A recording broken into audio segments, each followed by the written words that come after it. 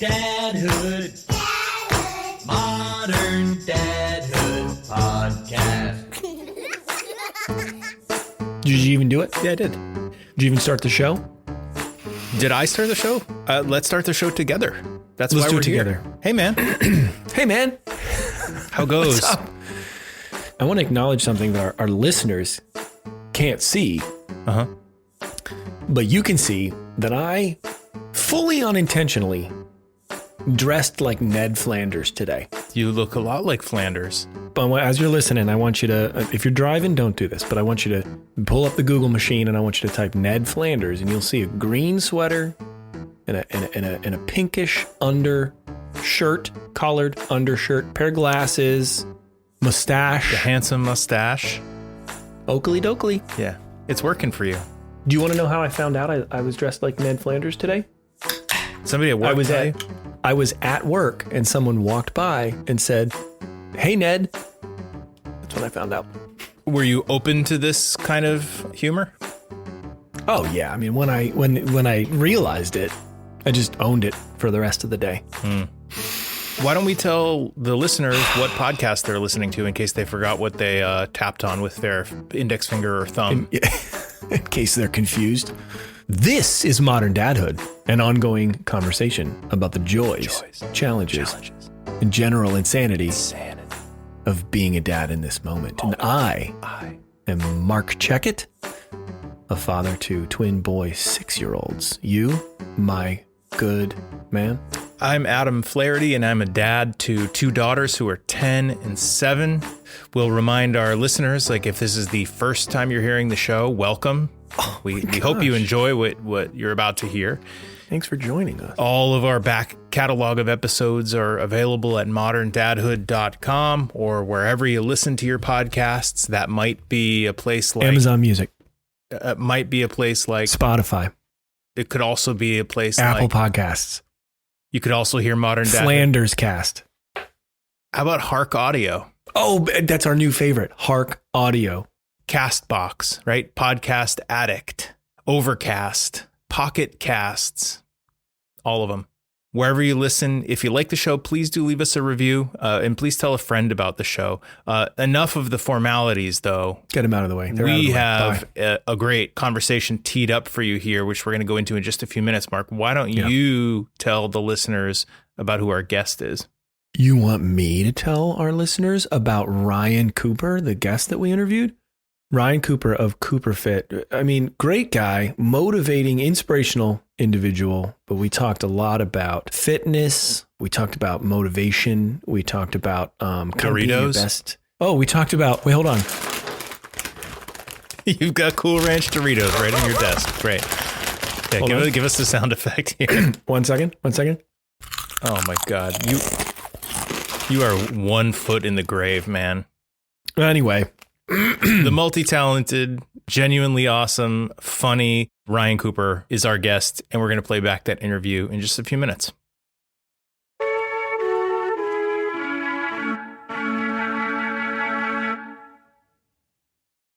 I got a question for you. Well, it's funny because I got a question for you, but go ahead. No, you go ahead. You go first. Nope. It was, hey, you know what they say, man. When in Rome, right? When in Rome, I asked the question first. So why don't you go ahead? When the boys were born, I'm going to say roughly 6 years ago, your right. twin boys, did you develop a dad bod? Did your body physically change? Well, obviously not overnight, but I will say, yes, my body shape changed a bit. I think it was a convergence of several things. I'm in my 40s now. I was a mostly conscious eater. That was big, right? I think when the boys came along, and some of the things that you put effort towards, like regular effort, you think about and you're conscious of, some of those things fall by the wayside when you have little ones and you're losing sleep and you're extra tired and you're trying to figure out your new routine. which is also kind of constantly changing every couple of months. Right. So some of those things fall by the wayside. And I think there was the sleep, first of all, that became disrupted for months. And along with that came, I just grab fistfuls of food and shove it in my mouth whenever I can. And there was no more of that conscious, I'm aware of what I'm putting in my body thing. That wasn't happening. And then that snowballed. Because then, many of our listeners know that happens. And it's to the point where it's kind of become a trope where you give your kids food and then the dads kind of eat what they didn't eat. Mm-hmm. So now instead of the fistfuls of food grabbing when I can, it's more like, oh, I'm sitting down and I'm eating a meal, but also like you can't let that crust of a sandwich go to waste. Right, of course. So you pick that up and you eat that random piece of bread.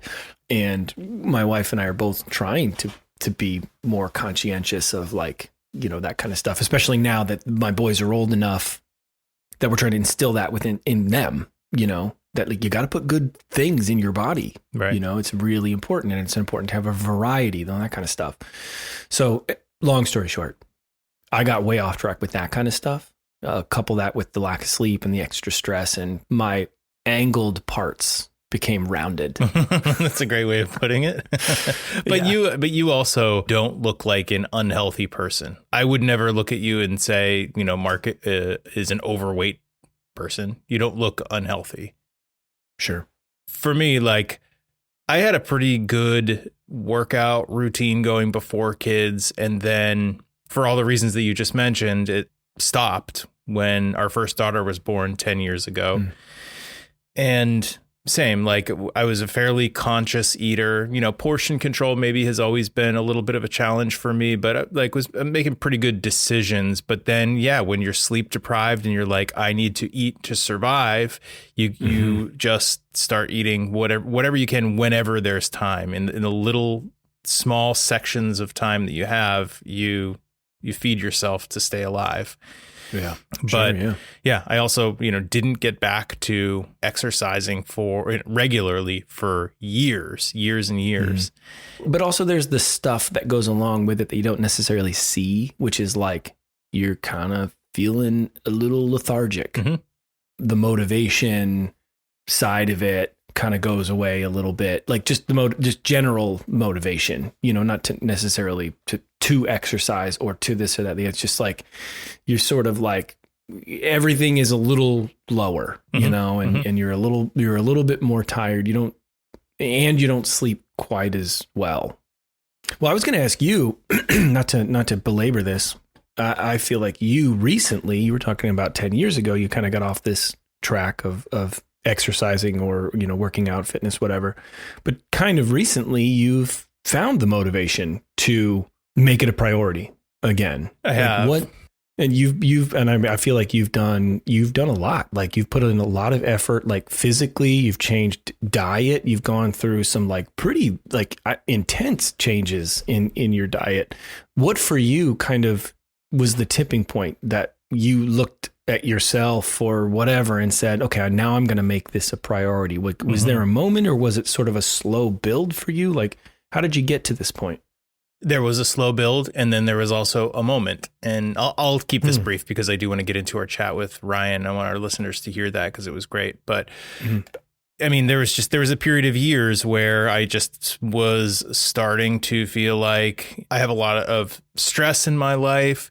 I weigh more than I have ever in my whole life, and same, like, I don't think anybody would look at me and say like, well, that's an obese person or like an overweight or an unhealthy person. But like, I had weight that I wanted to lose. I wanted to, feel more confident in how I looked and have more energy and all that stuff. And then I ended up hiring a personal trainer who I have worked with for the last year and a half. Her name's Kat. If she's listening, Kat, you're the best. Hey, Kat.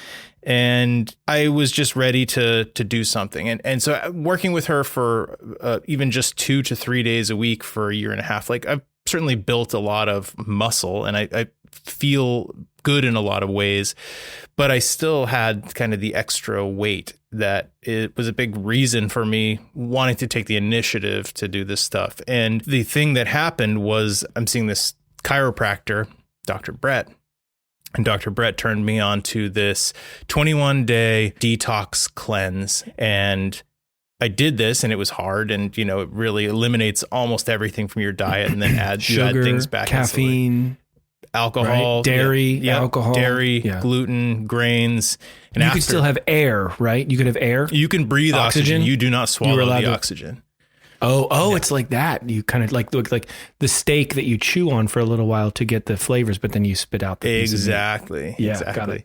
Got it. But I'll say in that 21 days, I lost 15 pounds, and then having that weight off, I started walking a lot more and jogging a lot more, and have continued to lose weight. As I've been running more, like my stamina is a lot higher, my energy is a lot higher, my mood is a lot better. There's a lot of positive things that have come out of it. I don't have the cravings for sugar that I've always had. Just my awareness of my relationship with food has totally changed in a really positive way. And I just can't see going back to my old ways of just not paying attention to it. Yeah, just being aware, mindfulness, all that kind of stuff. I've seen you go through some of it, make some of the changes, and I think it's awesome, and I mean, not being hyperbolic, like it's inspiring to see. You know, I'm not gonna fucking do any of that, you know, myself. Well, that's okay. But it's inspiring to see. I mean, you do what works for you and what fits into your life and what's important to you. And if at some point you want to, I'm happy to support you in it. Well, and thank you, my man.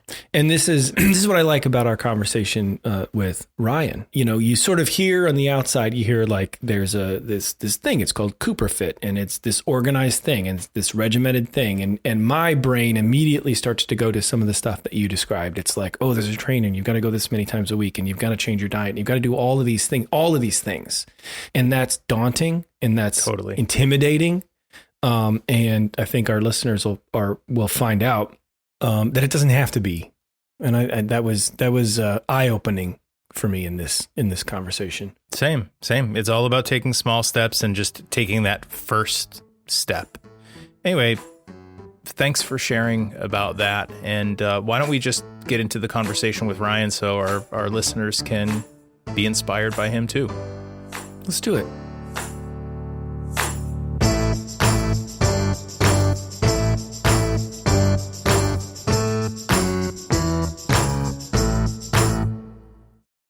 Ryan Cooper is a fitness entrepreneur, an actor, and a producer who runs a popular online fitness program called CooperFit. He's a dad to one daughter who's in first grade, and we can't wait to hear about his fatherhood journey. Ryan, thanks so much for joining us, man. It's nice to see you.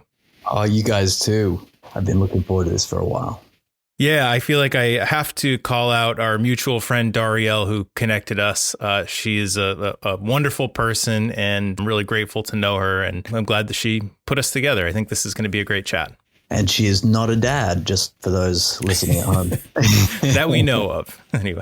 That's what we know of. So we like to just start these things out by asking you about how things are going in fatherhood. Tell us about your dadhood experience. Ooh. I love it. You know, I think I feel like you both feel the same way. It's the best thing in the world, and it's the hardest thing in the world. And the responsibility is just overwhelming, and cortisol levels can spike because of it, and your heart can expand as well. And so it's the best thing in the world. Yeah. She's growing into a beautiful, emotional young woman who is present, and I'm trying to meet her as best I can in that space. Yeah, I'm right there with you. I've got two very emotional daughters myself. Yeah, and it's a roller coaster. Yeah. What do you find that you do to help them regulate? What's your trick? Great question. You know, they're both very emotional and can be very irrational, but we kind of handle them differently from one another. Yeah. With my older daughter, I find that it's best when she gets really emotional and passionate about something and having really big feelings. It's best to let her get it all out before we start asking questions. And with our younger daughter, it's really more of a two-way conversation, kind of removing her from the stimulus and, just having a chat about it. And she usually processes, gets through it a little bit quicker, I think. How about you? Fascinating. It just occurred to me, like I said, emotional. And then I was like, yeah, well, she has all these emotions, and usually it's just awareness. It's getting down and on her level, and having, whether it's a tantrum over something that may be quite silly. If I give her the space or I just give her attention, she tends to fairly quickly figure out that what's going on for her is an explosion of a reaction as opposed to what she's really feeling inside. And so by just giving her my presence or my attention tends to be all that's needed. And if it is something that's like painful to her, we do box breathing actually. Now we've gotten to a point where I'm like, take a breath, and I just put my hand up, my finger goes up, and as my finger goes up, she does the 4 inhales, and as it goes across, she holds. And the exhale is the 4 down, and it has transformed her, which is really, really awesome that the breath is such a support system for all of that. So it is. It's such a huge thing, and it can be a game changer in an instance where everybody's, emotional levels are sort of elevated, right? I mean, it's also good. Like, I have 2 boys that are both 6. They're twins. And I'm listening to you both talk, and I'm thinking about a situation that just happened just tonight. My wife was out at yoga, and it was just me and the boys. And I had one kind of losing their mind over something that was hilariously inconsequential in the grand scheme of things. And I was trying to connect with him, and I was like, oh man, I'm losing it. And so I was starting to get elevated. And then my other son is just sitting there, like, he's just going like, oh God, just shut up. Like he just is over it, doesn't want to deal with any of it at all. And it got pretty out of control pretty quick, but then we brought it back. But the breathing thing is huge. And I love the hand motion that you described, actually doing with the breathing. I think that's really big sometimes for kids who they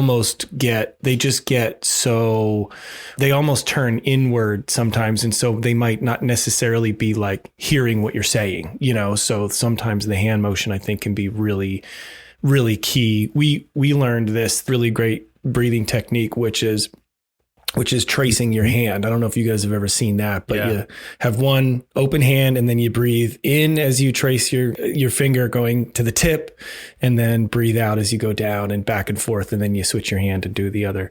We found that to be a pretty effective thing, and good for us too, the parents, to do that along with them in those moments to help bring the entire level back down a little bit, Yeah. And there's also so many nerve endings in the hand. So it does the physical touch also, I think, is also soothing. Yeah. And have you guys ever done the role reversal? Like, I don't think so. If they're throwing a tantrum, you throw a tantrum too. I love it. I've not done that, but I love that in theory. Where it's like, I can't find my Barbie. And then I go, I can't find my phone. And then she looks at me and she's like, you sound silly. And I'm like, I do, don't I? And she's like, so I just like to, make it fun, that it's like, hey, it's okay that you feel this way. But if I do it, you recognize how silly it is. So it's by observation that she then sees and goes, oh, actually, what I'm doing, what I'm feeling is totally fine with Dad, but it maybe is a little silly. Yeah. A great tactic where your instinct might just be to look at her and say, I mean, you're being ridiculous right now, because that kind of accusatory, language doesn't help anything. It's only going to make it worse. Yeah. And it's only going to pit you at odds with each other too. If I had $1 for every time I thought it. Yeah, tell me about it. Yes. Money in the bank. So, Ryan, talk to us a little bit about CooperFit. And Oh, yeah. tell us a little bit about what it is, but tell us a little bit about what inspired CooperFit. Sure. I could talk a lot about it, or I could talk a little bit about it. So you asked for a little bit. It's yeah.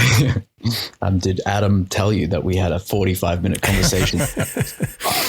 And by the end of it, my abs were rock solid. Whoa, it works just like that. Yeah, no, when Gracie was born, we were going through a lot of transition, right? You're becoming parents. We had a lot to deal with on a relational level as well. And during that period, I ended up staying at home a lot and basically taking a year off of fashion and filming so that I could be close to her. And that meant I needed another job. And fitness had been a part of my life for such a long time, since I was about 13. I was actually 8 years old. I was doing karate and taekwondos and kickboxings and fighting competitively and all those things. But still, I had a scoliosis. I didn't know how to breathe.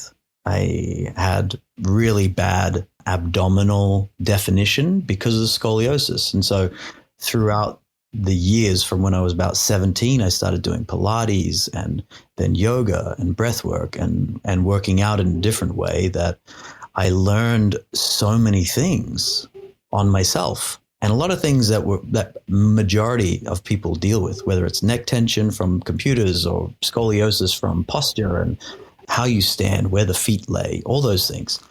And so after that year, I got back into fashion and filming, and then the pandemic hit, and I had this client base that I was working with alongside the fashion and film, and I realized I could help more people. And by helping more people, that meant I had to go online, but that was also a survival pivot as well. So it's finding the pivot that was essential for my business and my family survival, but then also like getting these incredible rewards of helping so many other people. And people would come in the course and we'd have these communal gatherings, and every single person that I worked with had transformative understanding of something going on in their world, and it was just beautiful. And so I've continued with that. I've collaborated with Katie Couric Media. It's been featured on NBC, and we're looking to expand that in a new series with Katie Couric. It's just connecting and putting the 17 years of, 21 years now actually, in front of the camera to benefit people at home. And what it does is it takes away all the question marks that people often have, or the waste of time for time poor parents like ourselves. You can go on an app and you can spend 15 minutes trying to find the perfect class when that might be all the time you have. The baby wakes up. Yeah. And so if you have this structure, which is in a calendar form, and you know what's coming, you can know it's 15 minutes today. That's all you have to do. Or it's 37 minutes today, 37 twice a week or 3 times a week. It's not a lot to achieve when you only have 12 minutes and 15 minutes, the days in between, or a meditation. And so combining meditation, breath work, primal moves, yoga, Pilates, full body workouts, and you do them with only a 20-minute a day average, that's all you need. If you're then conscious through the breath work of what you're eating. That also then informs exactly what we talked about, which is the relationship aspect of, like, am I going to talk to the person, or am I going to feel and yell at them, and project my feelings onto them, or am I actually present with my own emotions? And so that's where the course has found really incredible changes for people, whether it's relationships, whether it's work dynamics, whether it's relationship with addictive substances. And it's been a real a blessing to me as well, for getting to be in other people's lives in that intimate space. Yeah. You say conscious when I think you said conscious with food or eating. So does that mean like being fully aware that I ate a half a bag of Doritos, Cool Ranch Doritos today, You know what? While I We're was well in aware of between it. meetings. It's all sticky on the ends of your fingers when you hold them up. Yeah, you can't ignore it, right? Is it sponsored by Doritos? Definitely not. I've seen or heard you describe or seen you describe the program as fitness meets therapy. Can you unpack that just a little bit? Well, I've been in therapy for 7 years, and I have found wonderful revelations. But I also feel like there's a lot of wasted time cycling through pain points or grievances as opposed to tackling the cause. And that requires what I see as a little bit more of an aggressive style. And that is like, hey, can I stop you for a second? Can I ask you a question? And then it gives way to get out of that 45 minutes or 50 minutes of cycle through, to expedite to the point that someone finds a breakthrough. And so if you listen, you get to go, oh, I can see where this is the pattern from the last time, or this could be your, and then I might pause the session and I'll say, hey, let's take a breath. And I'm going to ask you a question. How does that feel when I ask you that question? Mm-hmm. Follow the breadcrumbs, follow the instinct, the intuition that comes up from the answer. That's the same as like how we work as like actors, right? It's like someone said something, and if you're really listening, my response comes from an opinion, and that opinion is natural to the character. And that is, we are these characters, but we just don't know what our character is sometime until someone maybe holds the mirror up for us to see that. So you've talked a little bit about the types of exercise and fitness that's covered in your program. And you have shared that, you know, one day it might be only a 15-minute commitment. The next day it might be half an hour or 37 minutes. And there's something nice about that, right? A short amount of time on a consistent basis makes a program like yours maybe a little bit less intimidating for, let's say, a dad who has been out of the groove of taking care of their bodies for a while, right? If I know that, you know, it's just about showing up and doing it and following these instructions every day. But at the same time, for me, like, I don't have any experience with Pilates, for example. And so what would you say to someone who's like, I'm interested in learning more about this, but the idea of doing Pilates or the idea of doing yoga or breath work or any of those elements are unappealing to me, or I'm intimidated because I have never done them before? Yeah. I mean, anything new, I would say, is challenging. And if we don't try new things, then we're stuck in the same place. And I feel like anyone who listens to your podcast is already in a space of thinking that way, of going, hey, how can I be a better dad? To me, I say, try Pilates and you will see how difficult it actually is, but you will also feel parts of your body that you may not have felt for a while. And that's a great thing. That's a great feeling.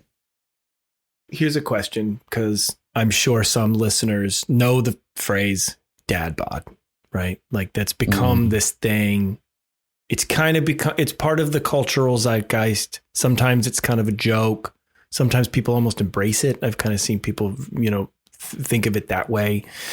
But like, feel like whether you was sort of an active or a fitness conscious person prior to having kids or not, you kind of, your body's going to go through this change when you bring children into your life. You're going to get more tired. You're going to get off your sleep cycle. You're going to get off your eating habits, you know, and you're going to kind of go into this sort of primal kind of survival mode. Right. And so sometimes, you know, your body changes also. So what do you say to those dads who find themselves kind of suddenly, maybe they wake up one day, they're now the occupant of a dad bod. And I would say, side question, to those who are just becoming dads, they're not yet, but they've heard of this thing. They might be nervous of backsliding into that kind of territory. Like, what do you say to those dads that are worried about that image and that thing in particular? I mean, there's so many excuses that we can use.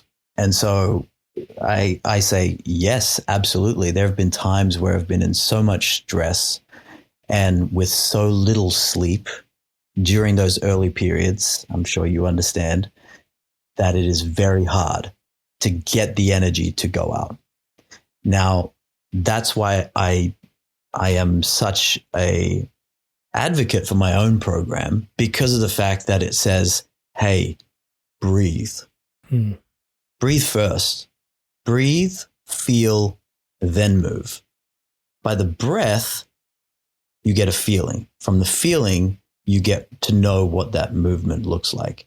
And so if you breathe and you go, wow, actually I feel good. It's like, okay, well then go and do it. You know what I mean? Like, don't waste that energy, because that is a gift. When you breathe and you feel tired, you go, well then, yeah, I need a rest, or I need literally 5 minutes, 10 minutes of shutting my eyes and shutting out the world. And that's the boundary. The boundary's there for a reason. And when we break that boundary, something else comes up and we breathe. And if we breathe, we're probably like, wow, I'm really frustrated. So it's like, use the tools that we have. Don't make excuses. And then sometimes it's like, I'm just lazy. But what is it that inspires you? By knowing yourself, you breathe and you go, I know myself. I love that song. When I put that song on, I want to dance. So, okay. So then now you have a playlist and it's like, oh, you know what? The sound of Tony Robbins' voice or the sound of Drop That Thing gets me going. So it's like, well, then put that on and start the movement. And after 3 minutes, tell me how you feel. You know what I mean? So I don't want to ever give us men an excuse to perpetuate something that's unhealthy for us, because we do live in a society and a time frame where we have so many luxuries, which means we don't have to run and walk to school and get our food. And so then how can we utilize that free time to do the things that we also, in a lot of ways in our society, expect from women? It's like, no, I expect you to go out and get dressed up, and I expect you to be fit, and I expect you to be. There's a lot of that. Yeah. So how do we put ourselves in that same seat of judgment or gaze and go, well, then if I expect or I want that, and that actually is good for me in my relationship with how I see you, or I'm attracted to you, then why don't we step into that power? Because that's also sexy, and energetically it's also inspiring to our children. Yeah. And actually, this is a test that I wanted to do. I wanted to test this. Is like, what if there was 20 dads and you did it over like a multiple year span, where it was like, hey, 10 times a day, you just get down and do 5 or 10 press ups, whatever you can do. Notice the difference in the body. Also notice what maybe your kids see. Your kids see dad going, hey, you know what? Dad didn't care. It was like, you know what? He put the eggs on, he got down, did 5, 10 press ups, and then he got back up and scrambled the rest of it. Subliminally, we are passing on knowledge. What's the knowledge you're passing on? I don't know. That's my rant. Sorry. I think it's a great point. That. And we talk a lot on the show about, modeling good behaviors for our kids. And usually we're talking about it in the context of kindness and empathy. But I think I don't know about that. Like, but it also applies to how you take care of yourself and prioritize your own well-being. And do you find that a lot of the men who participate in your programs, that's a primary motivator for them to, how they're showing up and what they're modeling for their kids? Yeah. Like, I mean, there's so many factors, right? All these different motivators come in, but a lot of it is, how do I be healthy for my children? And that's inspiring to me too, because we're living in this time where it's actually praiseworthy to be a present dad, Yeah.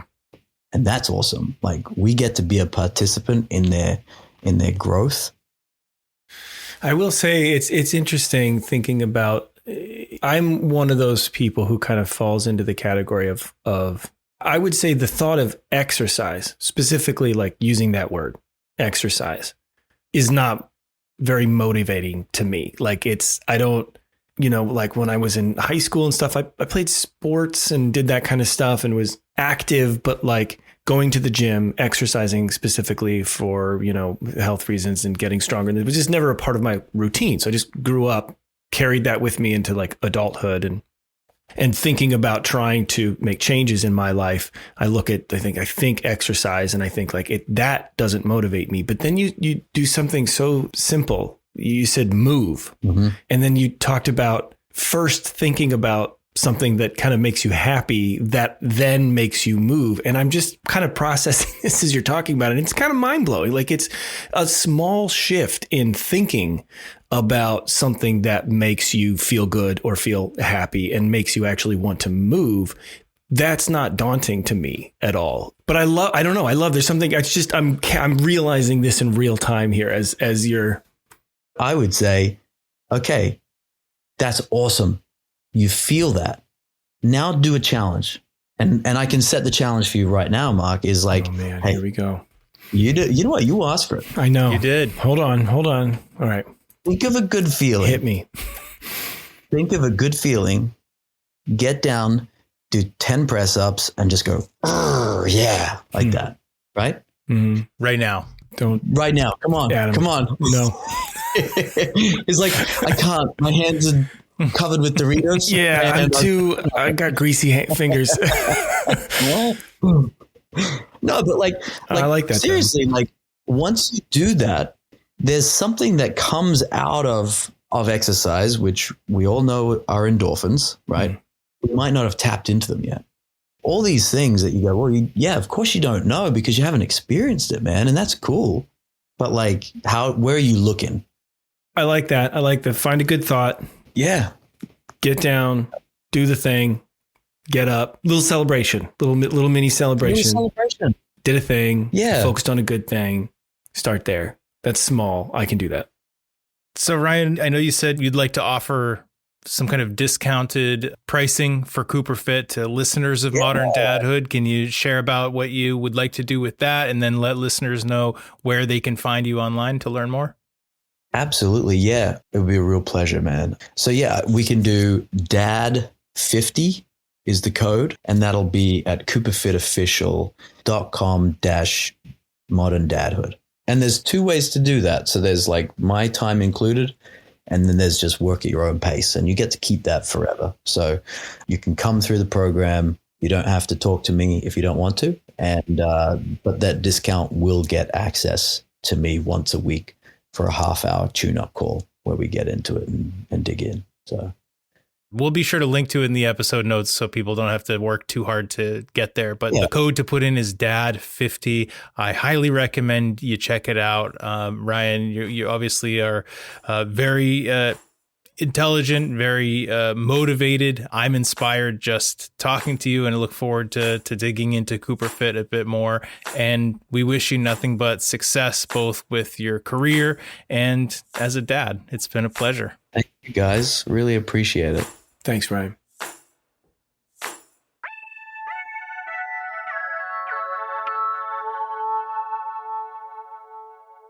Hey, I was thinking we haven't done... No, you weren't. I was thinking. You were not. I was actually thinking. I'm not even kidding you. Don't hurt yourself. We haven't done this particular segment, this recurring segment, in a hot minute. Okay. It's called Kisses and Disses. Well, what do you got? Why don't we quickly give the elevator pitch for Kisses and Disses, which is we choose one positive review from our Apple Podcasts reviews, share that, and then just to keep ourselves grounded, right? So our egos don't totally explode. Yeah. We also share a not so kind review. Maybe a negative review. Yeah. That's the diss. The positive one is the kiss. Negative one is the diss. Let's roll the Kisses and Disses theme song right now. Kisses and disses. Disses are bad. Kisses are good. You can hear both in Modern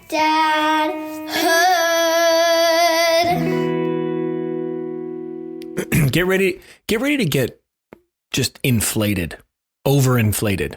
This is from someone whose name is Dogs Are Great Therapy. I can agree with that. Totally agree. Yeah, totally agree. It's entitled Hits All the Right Notes. And you're not going to believe this. 5 stars. Here's what Dogs Are Great Therapy says. Modern Dadhood hits all the right notes for anyone navigating the joyful chaos of fatherhood today. What sets this podcast apart is the warmth and camaraderie of the hosts, whose genuine banter feels like catching up with old friends. They tackle the realities of being a dad in today's world with humor, insight, and an infectious positivity. Boy, I can't even. I'm just awash in positivity right now. that's why I do this, is for reviews like that, to know that it makes a difference. Oh, hell yeah. Hell yeah. Here's one that might bring you back down to earth. Okay. I was none too pleased when I read this one. And I don't think you're going to like it too much either. All right. This is from I'm Sour ready. Grapes 420 Bra, like BRAH. Sour Like the Grapes 420. 420 Bra says, They really like April the 20th. guess Okay. so. The hosts of this podcast think they're the funniest guys on the internet. They sound Okay. so similar, they might as well be the same person. The only saving grace? The guests, who must be wondering if they stumbled into the wrong studio. I can't, in good faith, recommend this podcast to anyone. Literally anyone. 1 star. Reactions? Can't think of a single person? I guess not. Not a one? I guess not.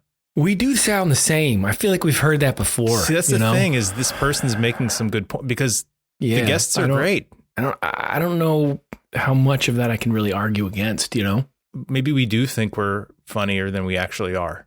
I mean, there's one person at work that this person doesn't care enough about, right? They could just can say, recommend it. they could just recommend the show to that person. Well, Sour You know, Grapes, so I'd like to 420 challenge Bra, we're going to ask that you please consider giving us a word of mouth recommendation to your least favorite person at work, telling them about the show. Modern Dadhood cannot in good conscience guarantee the authenticity of negative reviews read aloud in the Kisses and Disses segment. Well, that was Kisses and Disses. Dads and moms listening, if you care to take 30 seconds to give us a review on Apple Podcasts or wherever you listen, we're looking everywhere.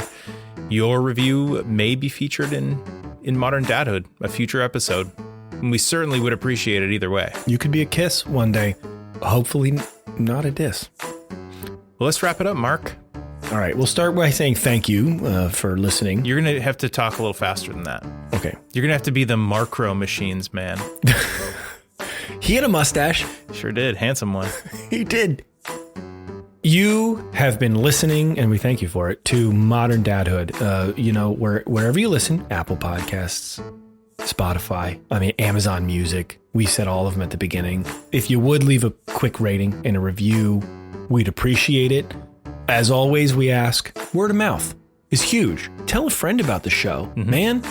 You can find us at moderndadhood.com, or you can find us at Instagram do you say on or at? On Instagram, Facebook, LinkedIn. There's a TikTok. Is there anything new I should know about? YouTube. You can find our faces out there if you really want. If you happen to end up at moderndadhood.com, check out the shop, because we got Modern Dad hoodies, very comfortable. We got t-shirts, super stylish.